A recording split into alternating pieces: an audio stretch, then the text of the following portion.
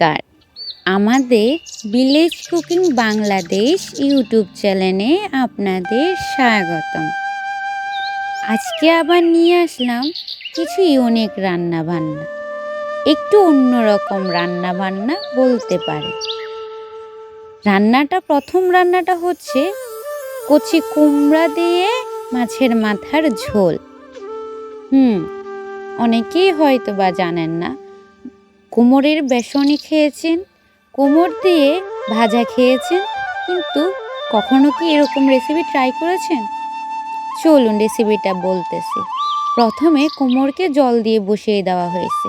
এরপরে কাঁচা লঙ্কা, লবণ, হলুদ দিয়ে জিরা বাটা, আদা বাটা দিয়ে ভালো করে সিদ্ধ করতে হবে।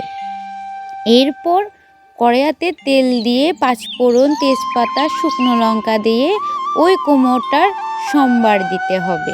রেসিপির পাশাপাশি আমার চাষাবাদগুলো আপনাদের সাথে শেয়ার করে দিলাম। এখানে অনেক ধরনের গাছ দিয়েই চাষাবাদ শুরু করলাম ছোট পরিসরে। কেমন লাগলো আমাকে জানাবেন। এই যে বললাম যে কুমড়োর সম্বার দেওয়া হলো, মাছের মাথা আগেই ভেজে রাখা হয়েছে, শুধুমাত্র পরে দিয়ে দেওয়া হইল। যাক, রান্নাটা মোটামুটি শেষ। এই রান্নাটা শুধুমাত্র কাঁচা লঙ্কা দিয়ে হবে। এখানে গুঁড়ো লঙ্কা বা বাটা মরিচ ব্যবহার করা যাবে না। এরপর শেষে ধনিয়া পাতা দিয়ে নামিয়ে নেওয়া হলো। আপনি চাইলে এখানে কুমড়োর ডাঁটা বা লাউর ডাঁটা ব্যবহার করতে পারেন।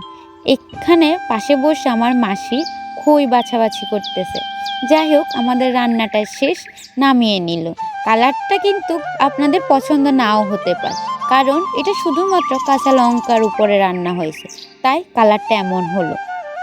আপনি কিন্তু অবশ্যই কুমড়ো রান্নায় একটু চিনি ব্যবহার করবেন, না হলে খেতে ভালো লাগবে না। চলুন পরের রান্নায় যাই। পরের রান্নাটা হচ্ছে টমেটো দিয়ে মাছের রান্না, রুই মাছ রান্না হবে। কিছু টমেটো ছিল ঘরে, মা ভাবলো ওটা দিয়ে রান্নাটা হোক। প্রথমে তেলে পেঁয়াজ কুচি দিয়ে একটু ভাজা ভাজা হলে টমেটো দিয়ে দেবে। আর অবশ্য টমেটোটাকে একটু বড় করে কাটতে হবে, যেহেতু টমেটো তাড়াতাড়ি গলে যাবে। এরপর লবণ, মরিচ, হলুদ। আর আমরা তো এখন মরিচ বাটা দিয়ে খাওয়া দাওয়া করি, সবাই তো জানেনই, তাই মরিচ বাটা দিয়ে দেওয়া হলো। আপনি চাইলে একটু ঝাল বেশি খেলে আপনি এখানে কাঁচা লঙ্কা চেরাও দিতে পারেন, এতে খেতে আরও বেশি ভালো লাগবে। আর অবশ্যই মাছগুলোকে মা আগে ভেজে রাখছে। যদি খুবই টাটকা মাছ হয় তাহলে বেশি ভাজার দরকার নেই, একটু অল্প ভাজবেন। আর যদি মাছটা একটু নরম হয়ে যায় তাহলে একটু কড়া করে ভাজবেন, নাহলে খেতে ভালো লাগবে না। এরপর এগুলো ভালো করে ভাজার পরে মা একটু জল দিয়ে দিয়েছে। এখানে আলাদা কোনো মশলার কিন্তু প্রয়োজন নেই, যেগুলো দিয়েছে ওগুলোতেই সীমাবদ্ধ। যাই হোক, এরপরে মা রান্নাটাতে মাছ দিয়ে দিবে, ফড়িং।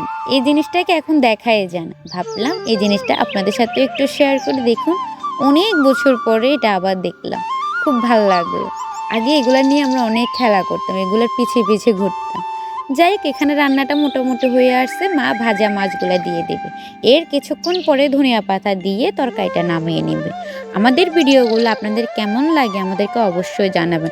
আর অবশ্যই যদি ভালো লাগে লাইক, কমেন্ট, শেয়ার করবেন। আপনার ফ্রেন্ডদের সাথে আমার ইউটিউব চ্যানেলটাকে শেয়ার করে দেবেন। আর নিত্য নতুন রেসিপি দেখার জন্য আর কিছু ইউনিক রান্নাবান্না দেখার জন্য আমার চ্যানেলের সাথে থাকবেন। আমরা কিন্তু রান্নার পাশাপাশি কিছু ট্রিক্সগুলো অবলম্বন করি, কিভাবে কোন রান্নাটা করলে ভালো হবে, কোন রান্নায় কোন মশলাটা ব্যবহার করলে সবচেয়ে ভালো হবে, এরকম অনেক ধরনের ট্রিক্স আমরা দিয়ে থাকি। এই ট্রিক্স জানার জন্য হলো আমাদের ইউটিউব চ্যানেলের সাথে আপনাকে থাকতে হবে। আচ্ছা, দেখা হবে আবার নতুন কোনো ভিডিওতে, নতুন কোনো সময়। সবাই ভালো থাকবেন, সুস্থ থাকবেন। দেখা হচ্ছে খুবই তাড়াতাড়ি।